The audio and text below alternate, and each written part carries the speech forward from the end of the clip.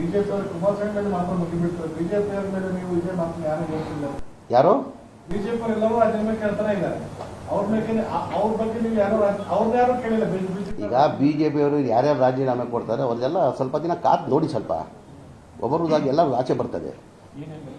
ಏನೇನು ಬರ್ತಾರೆ ನೋಡ್ತಾ ಇರಿ, ಸ್ವಲ್ಪ ಕಾದು ನೋಡಿ. ಎಲ್ಲ ಗಾಜಿದ ಮನೆಯಲ್ಲಿ ಕೂತಿರೋದು.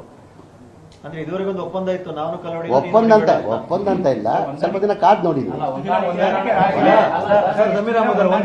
ಸಿದ್ದರಾಮಯ್ಯ ಅವರ ಮೂಢ ಹಗರಣ ಯಾವಾಗ ಬಂತು ಅವಾಗ ನಿಮ್ಮ ಸರ್ಕಾರ ಜಾಗೃತಿ ಆಯ್ತು. ಏಕಾಏಕಿ ಅವ್ರದ್ದು ಆ ಹಗರಣ ಇದೆ, ಈ ಹಗರಣ ಇದೆ, ಅಲ್ಲಿ ತನಕ ಒಂದು ಕಾಂಪ್ರಮೈಸ್ ಇತ್ತು. ನಿಮ್ದು ಕಾಂಪ್ರಮೈಸ್ ಪ್ರಶ್ನೆನೇ ಇಲ್ಲ. ಈಗ ಮೂಡದಲ್ಲಿ ನಾನು ಕೇಳ್ತೀನಿ ಸರ್, ನಮ್ಮ ಮಾಧ್ಯಮ ಸ್ನೇಹಿತರಿಗೆ ಸಿದ್ದರಾಮಯ್ಯ ಪಾತ್ರ ಏನಿದೆ ಎಲ್ಲರಿಗೂ ಗೊತ್ತಿರೋದು. ನನಗಿಂತ ಎಲ್ಲ ಇಡೀ ರಾಜ್ಯದ ಜನಕ್ಕೆ 7 ಕೋಟಿ ಜನತೆಗೆ ಗೊತ್ತಿದೆ ಸಿದ್ದರಾಮಯ್ಯ ಇದ್ರಲ್ಲಿ ಪಾತ್ರ ಇಲ್ಲ ಅಂತ. ಇದು ಬೇಕಂತ ಅವ್ರ ಪೊಲಿಟಿಕಲ್ ಪಾಪ್ಯುಲಾರಿಟಿ ಸಹಿಸಕ್ಕಾಗ್ತಾ ಇಲ್ಲ. ಅದ್ರ ಜೊತೆಯಲ್ಲಿ ಏನಾಗಿದೆ, ಒಬ್ಬ ಅಹಿಂದ ಮುಖ್ಯಮಂತ್ರಿ ಯಾರು ದೇವರಾಜ ಸಾಧ್ಮೇಲೆ 2ನೇ ಬಾರಿ ಯಾರೂ ಮುಖ್ಯಮಂತ್ರಿ ಆಗಿಲ್ಲ. ಈ ಸಿದ್ದರಾಮಯ್ಯ ಅವರು ಆಗಿದ್ದಾರೆ.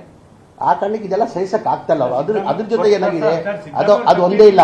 ಬಿಜೆಪಿ ಅವ್ರಿಗೆ ಏನಕ್ಕೆ ಸಹಿಸಕ್ಕಾಗ್ತಾ ಇಲ್ಲ ಅಂದರೆ ಅದ್ರ ಜೊತೆಯಲ್ಲಿ ಮೊನ್ನೆ ನಾವು ಸಂಖ್ಯೆ ಕಡಿಮೆ ಬಂದಿರ್ಬೋದು. ನಮಗೆ ನಾವು 1ರಿಂದ 9ಗೆ ಹೋಗಿದ್ದೀವಿ. ಪರ್ಸೆಂಟ್ ಆಫ್ ವೋಟ್ ನೋಡಿ, ನಮಗೆ 10% 2019 ಮತ್ತು 2024 ನೋಡಿ 10% ವೋಟ್ ಜಾಸ್ತಿ ತೊಗೊಂಡಿದ್ದೀವಿ ನಾವು. ಅದನ್ನು ಸಹಿಸಕ್ಕಾಗ್ತಾ ಇಲ್ಲ. ಅವ್ರ ಟಾರ್ಗೆಟ್ ಇಷ್ಟೇ ಬಾಸು, ಈ ಗ್ಯಾರಂಟಿಯನ್ನು ನಿಲ್ಲಿಸಬೇಕು, ಈ 5 ಗ್ಯಾರಂಟಿಯನ್ನು ನಿಲ್ಲಿಸಬೇಕು.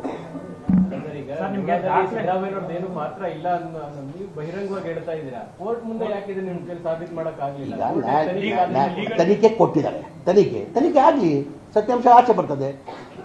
ಈಗ ಸಿದ್ದರಾಮಯ್ಯನ ಆರೋಪಿ ಅಂತ ಹೇಳಿಲ್ಲ ತಾನೆ ಕೋರ್ಟು, ಸಿದ್ದರಾಮಯ್ಯನ ಆರೋಪಿ ಅಂತ ಹೇಳಿಲ್ಲ, ತನಿಖೆ.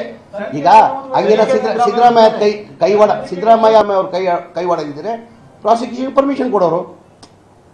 ಸಿದ್ದರಾಮಯ್ಯ ಕೈವಾಡ ಇದ್ದಿದ್ರೆ ಪ್ರಾಸಿಕ್ಯೂಷನ್ ಪರ್ಮಿಷನ್ ಕೊಡೋರು.